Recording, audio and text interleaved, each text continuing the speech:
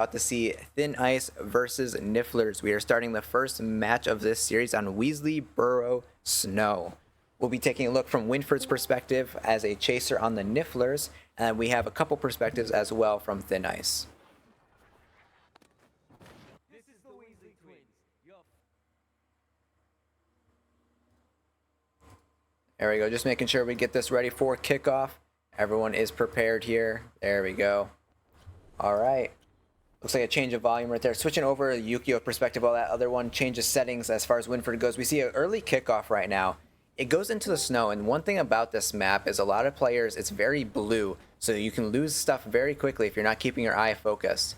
Take a look. We see Yukio in possession on the Quaffle. Yukio is a very well-trained chaser, and even without the aim assist, he knows how to play the game and pass to his teammates and have that game sense required to be a good chaser. A good save there from Count Tails, though. Yukio had passed to Passwin, and Passwin was just a little bit too close, and I don't think he had the vertical tilt there to try and make the shot that he was looking for. Passwin right now, straight into the goal. Very well played from his perspective. Switching sides, we're going to be seeing Winford here, getting ready for kickoff. He's staying really close to the keeper in anticipation of the Thin Ice chasers trying to shut down passing lanes. So we see as this goes in, Winford with the Quaffle in hand, heading downfield. He is a decent chaser as well, so definitely don't want to count him out, as Shaki was mentioning that he is a beater main earlier. He's dodging and weaving all of these different chasers, all of these red names in front of him, but he wasn't able to quite get the lock on that he needed to get in front of the goal. And there we do see a great kick as well. Switching back sides to Yukio, now in possession, heading down to the end of the hoops. Currently taking a little bit of rings, getting a little extra boost for himself, and there he goes with the second goal. Thin Ice, 20-0 with 5 minutes and 30 seconds left into the match.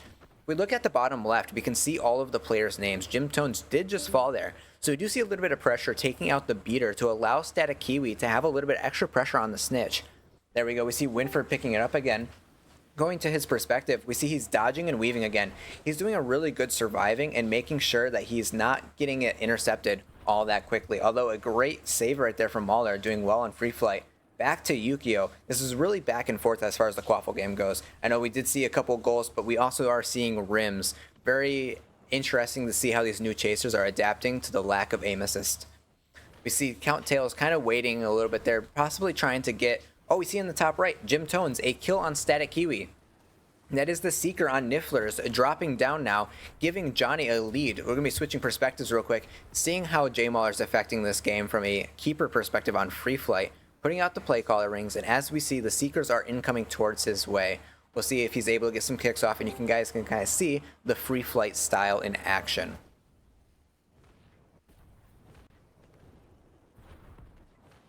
We see as Kiwi comes in after Passwin gets a score, Mahler is playing it a little bit safe. He knows that the hero kick's about to come out, and so they definitely played a little bit safer there. And there we go, we see the catch from Johnny. Thin Ice, 60-0.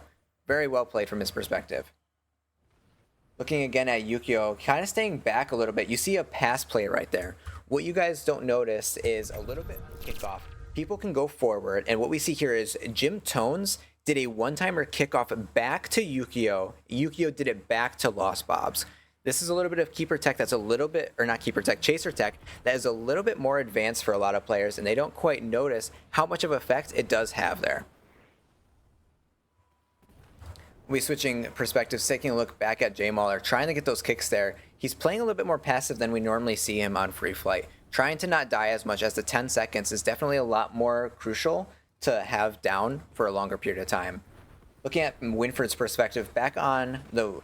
There we go, we see it get stolen right off the bat. I was about to say it was in Missouri's hands, but we see Yukio steal it right afterwards. Very well played right there from Yukio. Winford setting up again. Keeper was able to get a good pass, but Yukio was able to get a knockback. There we go, back into Winford's hands. Quaffle's heading downfield, dodging all these red names and arrows around him. Definitely I want to see a little bit more pass play from Winford. He hasn't been able to 1v1 Mahler. He needs to be able to trust his other chasers in this situation because he can't keep egoing this sort of situation. Back over to Thin Ice, we see this is where the free flight's coming in, turning around to try and get those kicks. Not something that you can do very easily on other situations. We'll take a look at Lost Bobs. Lost Bobs did just die, but he's also another chaser that's been playing a little bit more defensive. We'll see how this goes against the Secret gameplay, because we see right there a punch on Kiwi. That's really big as far as the situation. Lost Bobs can cause a snowball effect, causing Kiwi to die. We see a freeze right there, a little unfortunate on the timing, but we'll head right over to Johnny's perspective. We see on the bottom left again, Jim Tones dies to the keeper. We do see a goal come out. Keeper has hero kick. Johnny is quite close. The small freeze frames right here. Sometimes when the players are playing, their Discord streams will also kind of lag, and obviously we want to make sure that they're good so we don't expect the most out of their streams. We see Johnny staying alive a little bit. 80-0. Lost Bobs bringing in a score with 2 minutes left on the match. The second snitch right here could end the game for them. You see bottom left, and J Mauler did die on keeper, so he did go out of his range just a little bit and ended up suffering for it. The 10-second respawn countdown. Getting close to the snitch, we don't see Kiwi in sight right now. As far as the snitch meter, Kiwi's at 50%, while Johnny is currently, there we go, we see the 90-0. Will we see the thin ice 120-0, or are they playing to just end the game and get it in with 100-0 here? It would not surprise me if they're going for 120-0. Just as a statement for the League 7, if it ever came to a wild card, or let's just say Thin Ice could not play for a while, we do look at the highest point differentials in their games. So having 120-0 does definitely help teams rather than just ending the game at 100-0. I don't necessarily think that Thin Ice is going to need it unless there is an absolute crazy things that happen where they have to forfeit their matches for the foreseeable future. But it is nice to have that in the back pocket. We do see Johnny hit the 100% on the snitch meter. He does have focus cam and does go in for the finish right there. 120-0, 53 seconds left on the match. Thin Ice takes match 1 of the best of 3 series. So shocking. Yeah, that is about what I expected. Obviously, the performance from Thin Ice was clearly top notch. These players have played a lot with each other as far as teammates are concerned, as well as being absolutely fantastic at the roles that they're playing. J Mauler is a free flight keeper. You cannot deny the free flight keeper is a valid thing to do. There's a lot of people who think that free flight is just a little silly, but you know, when you can turn around and kick seekers behind your goal with a more accuracy, it becomes a little less funny to seekers when they think, oh, well, you know, I don't have to worry about it too much. I don't see him backing up. But if you see him fly directly towards you, that could be a problem. Yeah, and taking a look, I'm going to switch over to the replay real quick. We see this chase kickoff tech. This is a little bit more advanced play, and we're seeing this coming from Thin Ice, showing their advanced mechanics and strategy with each other. How do you feel of that play right there? You know, it makes sense that they would do a strategy like that. It's very common that they like to take control in any way that they can. And performing an additional chaser attack on kickoffs or on the goals, especially like that, it removes a little bit of agency from the players that aren't necessarily used to that. Yeah, and definitely for chasers on kickoff, normally some people just go in, you see at the bottom level, people just are kind of flying in, left clicking, trying to grab while full boosting. Then you kind of see the advancement of people kind of using the tackle forward to try and then grab it, but then also one timer as an option to kick it forward. There we're kind of seeing the third stage, the final evolution of kickoff tech from what we're currently seeing from the top teams.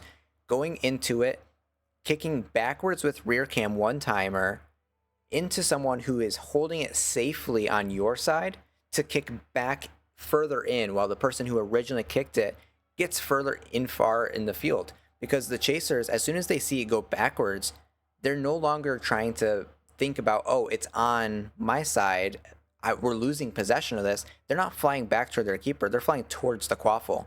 Well played on their part, but if you are the Nifflers right now, what are you changing going into this? What needs to happen to have match 2 not end up the same way?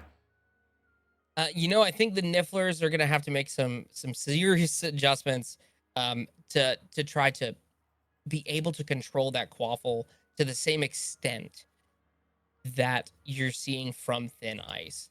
Obviously, the chasers on Thin Ice are some of the best in the game. It's really hard to overcome that oppressive nature that the Thin Ice team brings out. Honestly, I think it's going to be difficult no matter what strategy they attempt to adopt. We are now looking back from the perspective of Yukio, trying to see that kickoff tech. We see Lost Bobs send it back to Passwin, and Passwin with another great pass right there, back to Lost Bobs. This is where that pass play is showing as far as kickoff tech. certain things that people can really learn as far as how to take possession of the quaffle very early on and utilize that in their skills. We do see top right though, Johnny falls to Winford. It's a very good kill very early on and gives Static Kiwi the initial edge that they need as far as going into this. And we do see that Winford's actually on beater this game, playing a little bit more to his strengths. WM Gaming took a little bit of a chance going right back to Chaser. So I think we may see a little bit more aggression coming out from the beater game, especially we've seen Winford. Winford is absolutely a monster with that beater bat. We did just see right there, Kiwi did fall. So Kiwi is back to equal like how Johnny was 1-1. But we see the first goal come out from the Nifflers from Missouri. 10-0 currently against Thin Ice. 6 minutes left into the match. You see Muller there with the free flight coming out quite far for that hero kick. Definitely able to get it into about half court on the enemy side. Passwin able to get a very nicely set up shot on goal right there. He does miss the shot. Count-Tails does get the save. And up top right, we see Jim Tones knocks out Winford, taking out a little bit of that beater pressure. He's seen that Winford had what it takes to kill Johnny, and he doesn't want that to happen again. Switching over, there we go. We see Passwin 10-10 right now. Switch over, we're going to take a look at Winford's perspective, seeing what he's focusing on, where his objective lies. Yeah, it looks like he did get that bludger stolen from him, which is going to be a little sad just because he wouldn't be able to summon it as often. But especially with the beater meta at the moment being a lot more bat heavy rather than bludger heavy, it makes sense that they chose to play Winford as the beater in particular instance. We do see bottom left again, Kiwi with another unfortunate death there, another 10% down, and that just leaves Johnny flying on the snitch meter. We see right now Winford's trying to throw bludgers, trying to do some tackles on Johnny, but definitely Johnny's evasiveness is doing well. Speaking of Johnny, going over to his perspective, we can see a little bit of his survivability here.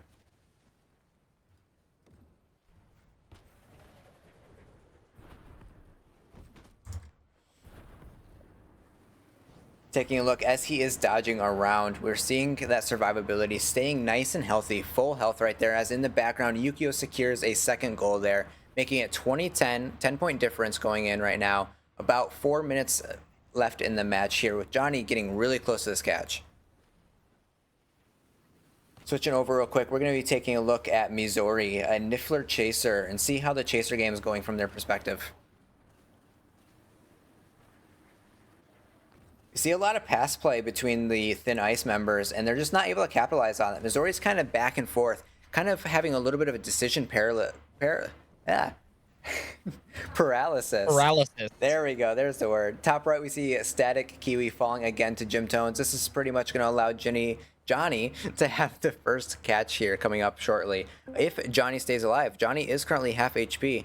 They currently need the keeper and the beater in conjunction to make sure that they're removing the snitch meter. We see Johnny down to 2 health. A chaser could take him out at this moment. We see bludgers coming at him. We see a lot more red names, a lot more red arrows going into friendly territory here. If he hits 100% meter, he is going to be able... There we go. We see Johnny fall. Very nice kill from Winford right there in the Nifflers. Switching sides over to Winford's perspective now, seeing if he's going to be able to try and get that early goal. We also in the background seen another shot from Thin Ice. Thin Ice does get the snitch insurance that they need, but it's not quite enough for right now the Nifflers. They need to be able to get that snitch meter for it to actually be there. Taking a look right now, it's going back to the Seeker gameplay. We'll take a look at Johnny getting really close again. Johnny is back to half health. There's a lot of Seeker pressure, and Winford's switch to beater is definitely the right move here. Yeah, I think with Winford on beater, he's a lot more aggressive, always targeting the Seeker and looking for any additional hits he can get here and there. I think seeing the different strategies from WM Gaming and Winford, you can see that Winford is in his element when he's playing beater. We did see that Winford did fall, though. Jim Tones recognizes the pressure that's on Johnny and needs to make sure that he's switching off from Seeker, letting Johnny take that 1v1 while he's in the lead, to removing the pressure that is there on Johnny. Taking a look real quick, we see he's getting close to that 100%, really close to the snitch meter. As soon as it turns there, he's going to be able to click it off of the wall. First catch goes there. We see Jim Tones did kill Winford again, really focusing the beater. 80-10, 70-point difference with 2 minutes left in the match. Now, 2 minutes left in the match is enough to catch another snitch, especially with the timer going down. The snitch meter does fill faster the closer that the clock comes to 0. Taking a look back over, we see that Static Kiwi was getting kind of hammered at the start. They're trying for an early kill there. Switching back over to Thin Ice, we'll take a look at Yukio's perspective on the Chaser gameplay. All right, we see Missouri able to take possession off, but wasn't able to get a pass. We see top right, Jim Tones knocking out Static Kiwi, giving Johnny the lead on the snitch as far as that is concerned.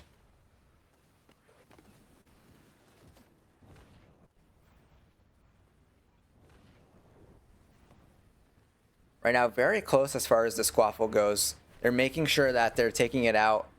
Paso in early possession, able to just get those intercepts. I think right now what we're seeing is a Niffler's lack of a defensive chaser to cover some of these passing lanes and make sure that they're getting the intercepts that they need. Lost Bobs with a nice goal. We've seen up top right, J Mauler was eliminating Kiwi as far as the Seeker. Right now, Johnny has clear routes. All things lead to Johnny right now catching in the last 30 seconds. Lost Bobs is going forward, though, with the quaffle. A nice steal back from WM. Yukio with a failed tackle there, and we'll see from Yukio's perspective going into this, trying to save on WM. WM able to get past J Mauler, but we didn't quite see a little bit of a miss there. We see J Mauler's perspective, free flight keeper right now, half court, and J Mauler dies down in the half court area. Johnny's 10 seconds left in the match, getting close to catching. He chose for an emote instead and didn't get the catch, and that let Paso get the 100 right there. He definitely could have caught the snitch there. He went for the emote, and Paso scored and stopped them from getting the 120 to 10, instead only the 100 to